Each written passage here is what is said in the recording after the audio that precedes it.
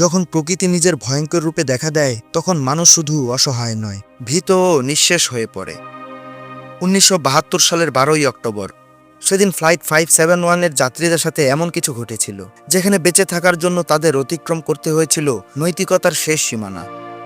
বেঁচে থাকার জন্য তাদের সামনে একটা মাত্র পথ ছিল, নিজেদের প্রিয়জনদের মৃতদেহ খেয়ে বেঁচে থাকা।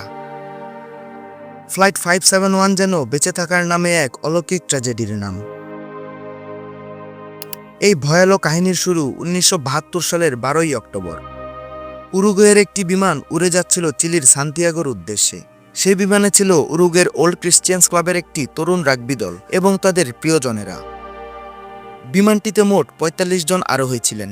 ওল্ড ক্রিশ্চিয়ান ক্লাবের খেলোয়াড়, তাদের পরিবার, বন্ধু এবং ৯ জন ক্রু সদস্য ছিল সেই বিমানে। ৩ ঘন্টার এই স্বল্প উড়ানটি আন্দিজ পাহাড় পেরিয়ে চিলি পৌঁছানোর কথা ছিল, কিন্তু সেদিন প্রকৃতির আচরণ ছিল নিষ্ঠুর। আবহাওয়া খারাপ হওয়ায় ১২ই অক্টোবর ফ্লাইট স্থগিত করা হয় এবং বিমানটি জরুরি অবতরণ করে আর্জেন্টিনার মেন্দোজায়। পরের দিন অর্থাৎ ১৩ই অক্টোবর বিমানটি আবার উড়ান শুরু করে। আবহাওয়া তখনও ভালো ছিল না, কিন্তু পাইলট এ রুটে ২৯ বার ফ্লাইট চালিয়েছেন, তাই তিনি বেশ আত্মবিশ্বাসী ছিলেন। পাইলট ভেবেছিলেন এবারও তিনি ঠিকঠাকভাবে তার গন্তব্যে পৌঁছে যাবেন। দুপুর ২টা ১ মিনিটে বিমানটি উড়াল দেয়। তখন মাত্র ১ ঘন্টার পথ বাকি ছিল। বিমানটি ১৮,০০০ ফুট উচ্চতায় আন্দিজ পর্বতমালা অতিক্রম করছিল, কিন্তু ধীরে ধীরে আবহাওয়া ভয়াবহ হয়ে উঠছিল। ঘন কুয়াশায় দৃষ্টিশক্তি প্রায় শূন্য হয়ে আসছিল।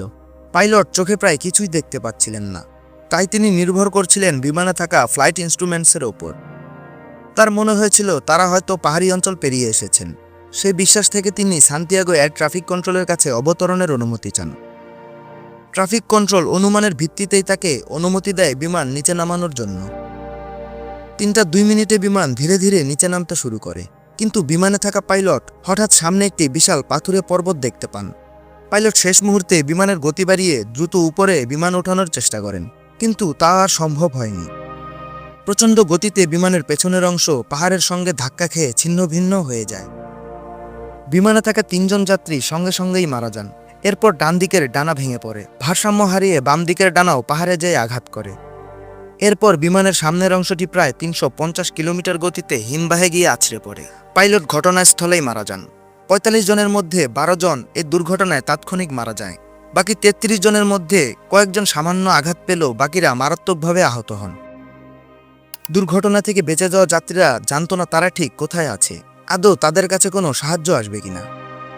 এই ভয়াবহ দুর্ঘটনা ঘটেছিল সমুদ্র পৃষ্ঠ থেকে প্রায় ৩৫৭০ মিটার উঁচুতে আন্দিজ পর্বতমালার কোনো এক অজানা গহ্বরে। এই বিমান দুর্ঘটনা ছিল শুধুই সূচনা, আসল দুঃস্বপ্ন তো এখন শুরু হবে। বরফে ঢাকা এই পর্বত যেন তাদের জন্য পরিণত হয় এক জীবন্ত নরকে। বেঁচে যাওয়া যাত্রীদের মধ্যে নন্দু পারোডা ছিলেন গুরুতর আহত। মাথায় আঘাত লাগাতে তিনি কোমায় চলে যান। সূর্য যত অস্ত যাচ্ছিল তাপমাত্রা তত নিচে নামছিল। তাপমাত্রা একসময় -30°C এসে ঠেকে। তাদের প্রথম রাত কাটে আতঙ্ক, প্রার্থনা আর জমে যাওয়া নিঃশ্বাসে। তাদের একটাই আশা, কাল সকালে হয়তো কেউ তাদের উদ্ধার করতে আসবে। কিন্তু সে রাতে আরও ৫ জন প্রাণ হারান, এখন জীবিত ২৮ জন।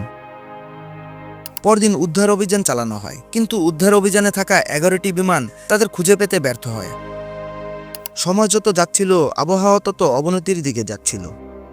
ধীরে ধীরে বেঁচে থাকা যাত্রীরা বুঝে যায় তারা আর কোনো প্রত্যাশায় বেঁচে থাকতে পারবে না, তাই তারা শুরু করে বেঁচে থাকার লড়াই।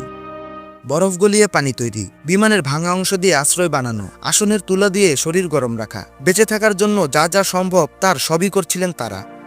কিন্তু সবচেয়ে বড় প্রশ্ন ছিল খাবার। তাদের কাছে মাত্র অল্প কিছু স্ন্যাক্স অবশিষ্ট ছিল, যা তাদের সবার জন্য মোটেও যথেষ্ট ছিল না। এদিকে বিমানের ধ্বংসাবশেষের মধ্যে থেকে তারা একটি রেডিও খুঁজে পায় এবং সেখান থেকে শুনতে পায় ফ্লাইট 571-এর অনুসন্ধান অভিযান বন্ধ ঘোষণা করা হয়েছে। রেডিওতে এই বার্তা শোনার পর তাদের আশার শেষ আলোটিও নিভে যায়। তারা বুঝে যায় এখন বাঁচার জন্য শুধু সাহসী একমাত্র সম্বল। তারা শীত থেকে বাঁচতে জামাকাপড় তৈরি করে, কিন্তু বেঁচে থাকার জন্য তাদের কাছে যথেষ্ট খাবার ছিল না, আর কোনো বিকল্পও ছিল না খাবার সংগ্রহ করার। তাই তারা একটি কঠিন সিদ্ধান্ত নেয়। যদি তাদের এখানে বেঁচে থাকতে হয় তবে তাদের সামনে একটি পথ খোলা আছে, আর তা হলো দুর্ঘটনায় মারা যাওয়া ব্যক্তিদের মৃতদেহ খাওয়া। এই অমানবিক কিন্তু অবশ্যম্ভাবী সিদ্ধান্ত নিতে তাদের ১৬ দিন সময় লেগে যায়। এরপর ফের একটি বরফ ধসে আরও ৮ জন মারা যায়। এখন বেঁচে আছে মাত্র ১৯ জন। শীঘ্রই তারা বুঝে যায় এই হিমবাহে আর থাকা সম্ভব নয়। তাই ৩ জন অপেক্ষাকৃত সুস্থ মানুষ সিদ্ধান্ত নেন তারা পাহাড় পার হয়ে সাহায্য খুঁজতে যাবেন। আর তারা হলেন পারাডো, কানেসান ও ভিগেন্ট।